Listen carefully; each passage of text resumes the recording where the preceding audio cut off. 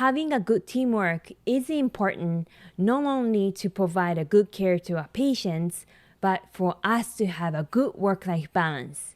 If you don't have good teamwork, you may not be able to go home on time. Maybe your patient will be unhappy. So it's very important to have good teamwork. As a nurse practitioner, we're a leader for the healthcare team. So we need to take control and actively participate in the team building. So in this episode, I'm going to talk about 3 tips to have a good partnership with your colleagues as a nurse practitioner. Let's dive in.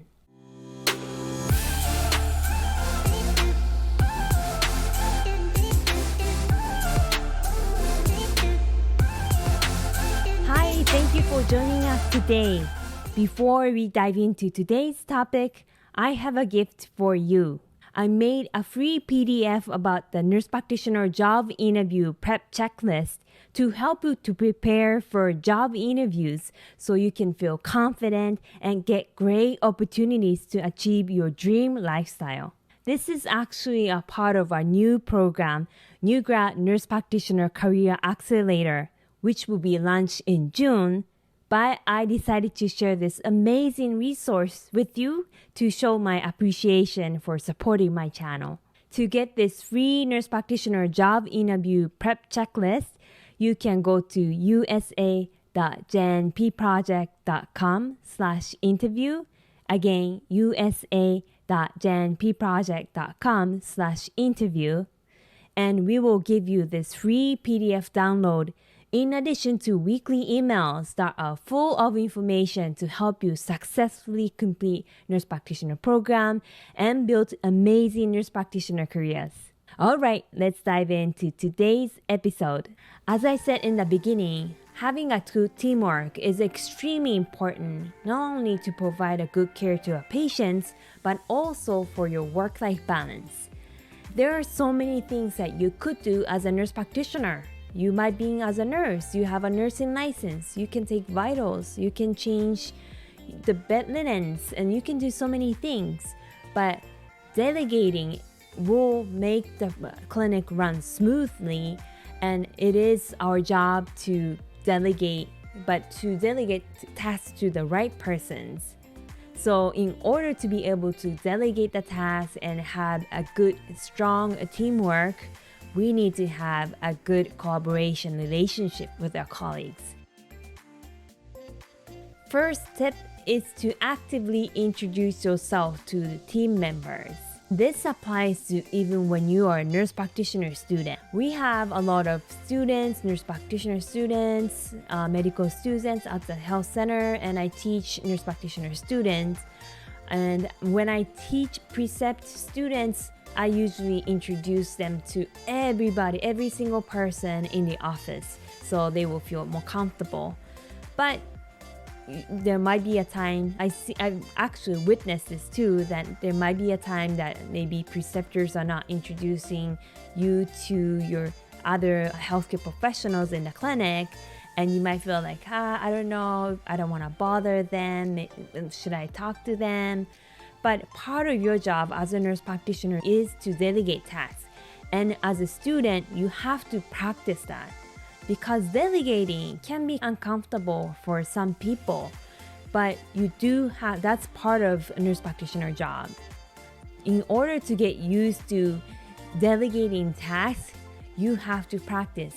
And in order to be able to task something, you need to have some kind of relationship with the medical assistants or receptionists or case managers. But if they don't even know who you are, then it's going to be awkward to ask them, hey, can you do this? And they will be like, who are you?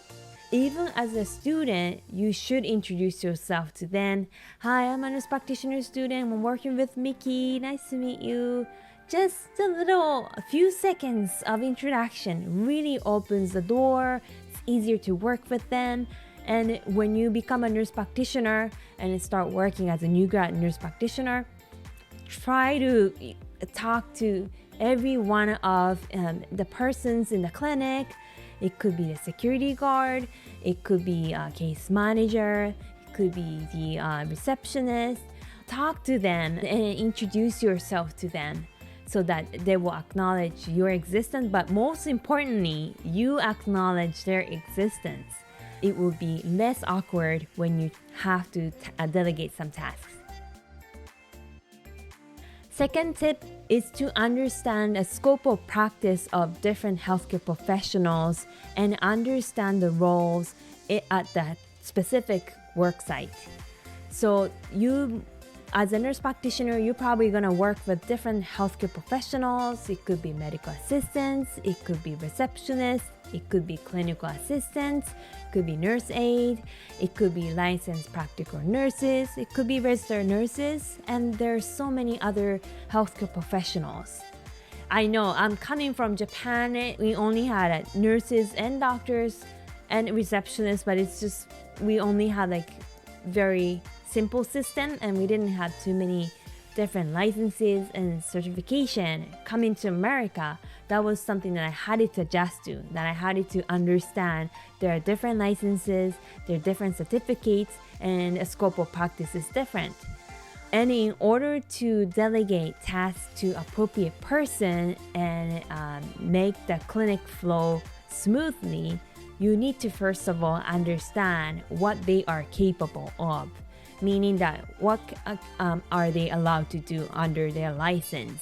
Are they supposed to do this? Are they supposed to do that? Because let's say clinical assistants, the scope of practice is different from medical assistants. So very important to understand the scope of practice of the profession that you're going to work with. And also understand that even though with their license and certification, they might be able to do so many things, but their role might be different, depends on where they work. So also understand that at this workplace, they are expected to do this. Their job description is this. So that when you ask them something, so for example, if you're working as a registered nurse, and as you know, registered nurse can administer medication, withdraw blood, take vitals, but registered nurse might be hired at specific clinical site for managing patient panel or different things. So you might not be able to ask them to do certain thing because even though per license they can, but that's not their job at that specific clinical site. So try to understand, and if you don't know what they can do, you can just politely ask them, humbly ask them, hey, can you educate me? What is your role here? Or can you do this? I just want to understand the teamwork and the dynamic of this healthcare team. And I think most of the people will appreciate that you're trying to understand their roles. Last thing is to provide education when it's appropriate.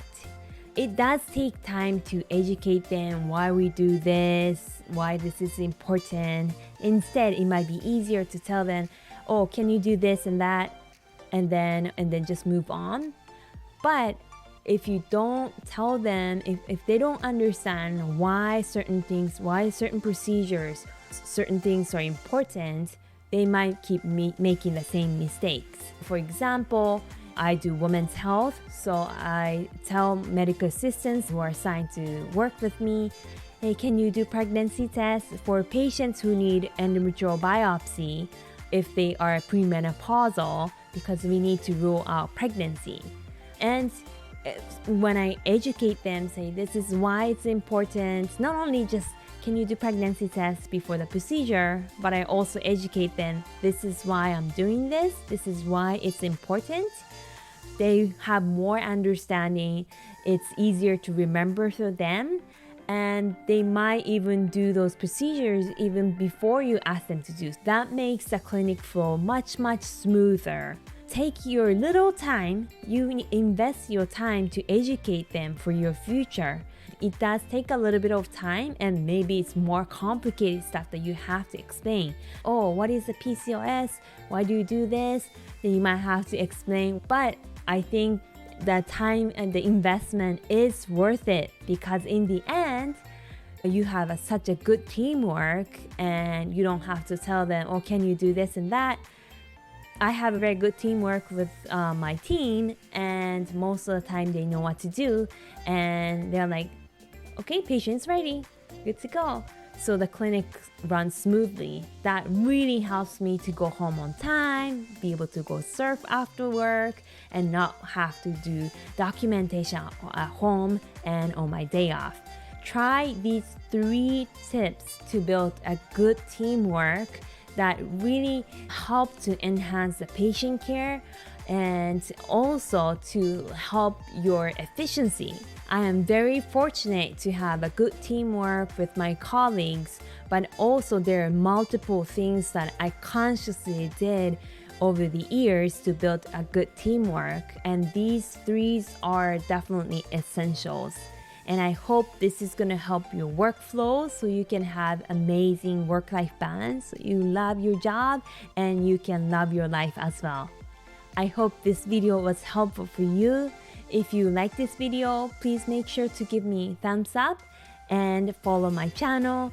And I would like to hear from you about your feedback on this episode or any questions or requests for future episodes.